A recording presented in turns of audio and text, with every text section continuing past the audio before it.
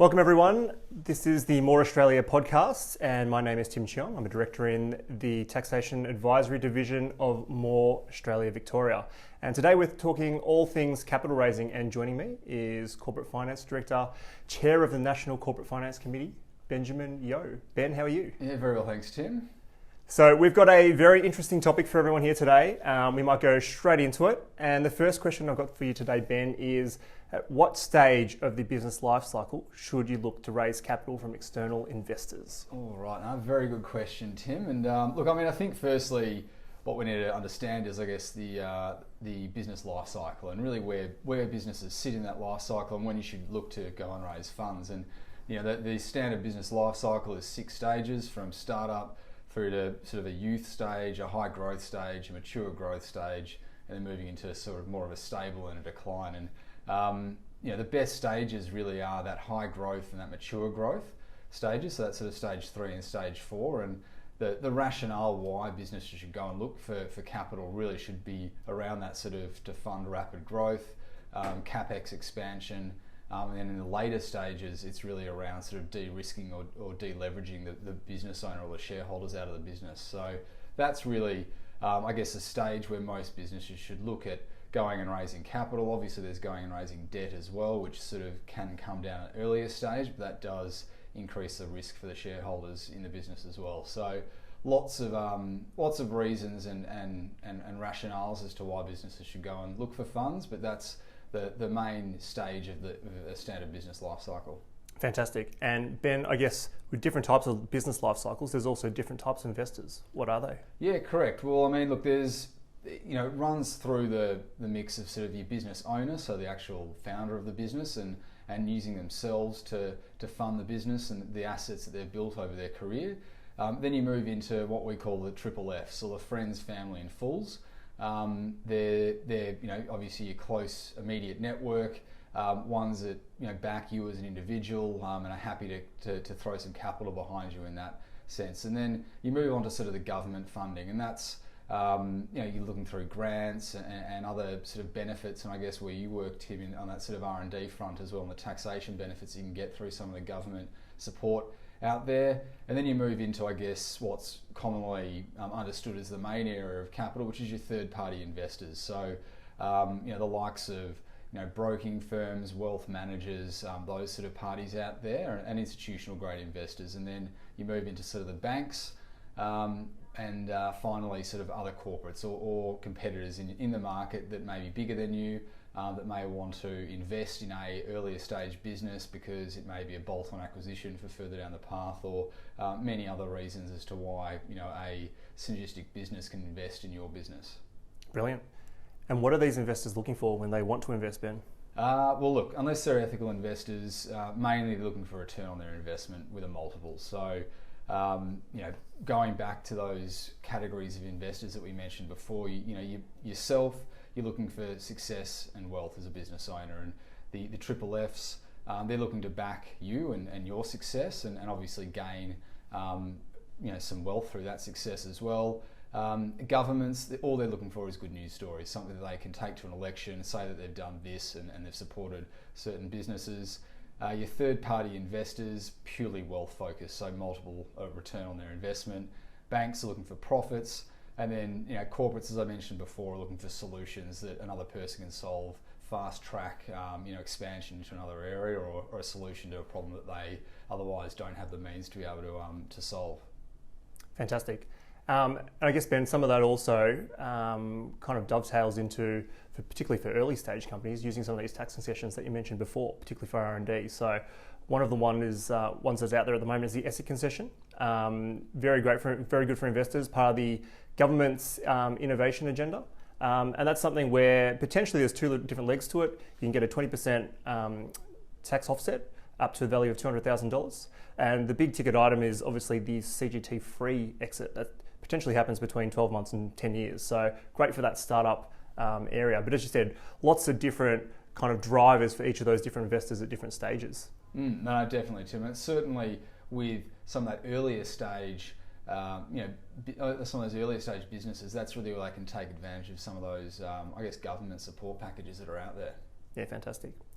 So now during a capital raise, What are these key touch points that we need to deal with for investors? Look, I mean, certainly the first point is always, verbal communication. You never want to send something over, via email or put something out into the market just electronically. It always works best if you pick up the phone or go to a networking event and start speaking to people. And humans are, highly personable by nature anyway, so things can come across a lot more when you present to them in person or over the phone versus just a cold email or an online pitch or something like that. So that's, I guess, the first stage. It's always backed up, and how we do things at More Australia, the corporate finance front, is building out that, I guess, marketing database of collateral that you can use to back up that introduction. And there's a pitch deck or a short form information memorandum to explain the business as a financial model as well, which really is for more of those financial third party investors. But any of those government, banks or corporates will also want to look at a financial model to understand if they put money in at this point in time, how is that going to extract value for them further down the path. So that's the second round of materials that you put in front of potential funders. Then, of course, there's that business plan, and that's the more formal information memorandum, which really does explain the use of funds and how you are going to actually manage those funds, where you're going to spend them, and how is that going to generate a return or growth in the business. Outside of that, you've got additional supporting information. So that's all sort of the company constitution, the shareholder agreements, and all the sort of legal documentation that goes around making an investment into a business. And that's where the More Australia corporate affairs team can come in and help and make sure businesses are actually compliant with the ASIC requirements to register shareholders and make sure that everyone does get issued shares when they do invest into these sort of businesses. Fantastic. And it sounds like the more information you can provide and more work you can do earlier, the better informed your shareholders are going to be.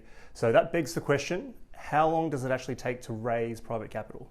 Well, yeah, I mean, look, you hear in the market all the really good news stories about someone's gone out and raised, a couple of $1 million or tens or 20, millions of dollars relatively quickly. But what you don't really know is the length of time, the lead up, and the amount of information that's been shared to get that capital. And look, we are talking about substantial amounts of capital. So the process is relatively lengthy. I mean, I would say we normally provide advice to our clients that when they first come to us, you're looking at a 3 to 6 month process if everything is ready and all the information is there. So, you hear the stories of people walking their shoe leather off up and down Collins Street and Pitt Street and whatnot, and that's certainly the case where you do knock on quite a few doors. We approach things very strategically at More Australia, so when we are going out to the market, we don't do the scattergun approach, we don't use crowdfunding pages or anything like that. It is very strategic in terms of looking at parties that have invested into similar companies historically, made returns and may want to reinvest in that sector again. That certainly helps us understand where the investment mindset is and then push forward from there. But generally speaking, you'd be looking at a 3 to 6 month time frame.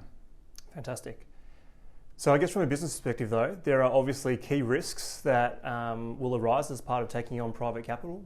What are those, Ben? Well, obviously the first one is you dilute yourself out of the business. So you're losing potential control of your business, depending on how much capital you're getting invested in there. And as soon as you open up the registry for new shareholders, you are sharing the decision-making process within the company. So all of a sudden you lose that level of autonomy that sole shareholder or business owners do like. The other one is obviously introducing the wrong capital provider into the business. That can really damage a business. The last thing you want to be doing is having too many chefs in the kitchen, too many decision makers that differ, and then all of a sudden, what was a good, smooth running business can then become very tedious. Outside of that, the number of shareholders. If you get over 50 shareholders, then you do need a whole bunch of additional compliance requirements. So that does make it a bit more challenging and costly for the business. And then finally, hopefully, you're profitable and the investment does yield a good return for the business. And then all of a sudden you have to start sharing some of that profit via dividends and whatnot. So there are a couple of, key risks and considerations for anyone looking to going to raise external capital. Certainly a bit to consider there.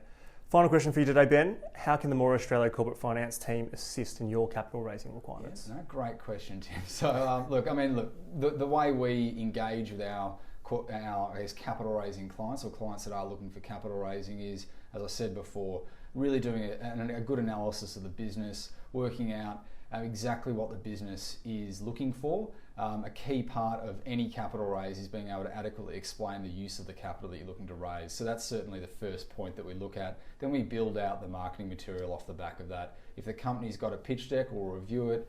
If they don't, we'll build one for them. Likewise with a financial model, if they've already got a financial model, we'll look over that. If not, we can build one from scratch. We use Medano as the overlay for Excel, which really does help with financial analysts who understand that platform and can really fast track their analysis of financial models.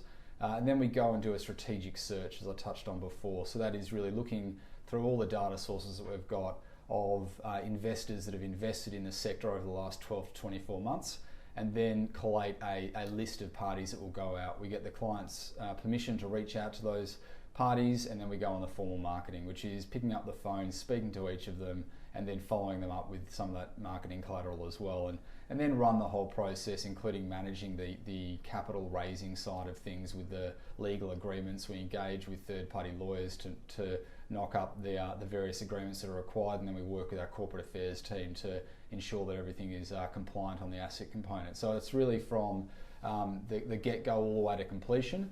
We can manage the whole process and work with those clients and the businesses to help them get the funds into their business. And it's not only capital, we've also got a great debt advisory division, and the corporate finance team works very closely with our debt advisory division as well, because if there is capital required, it doesn't have to be equity, it can also be debt.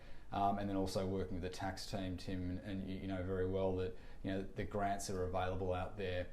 Certainly, you've got a terrific team that can reach out and identify some suitable grants, which if we do work alongside with some of those government grants, some of them are one-for-one match. So if we can find some equity capital, it does make that government funding a little bit easier as well. So it is a real holistic sort of team approach when we engage with clients through the corporate finance for capital raising, and look to really help them whichever way we can. Fantastic. Thanks very much, Ben. That's been a very informative session. A lot of information there. So if you do have any queries after this, please reach out to Ben or your local More Australia advisor. They can have a more detailed discussion with you. Thanks for listening, and we'll see you next time. Thanks, Tim. Cheers.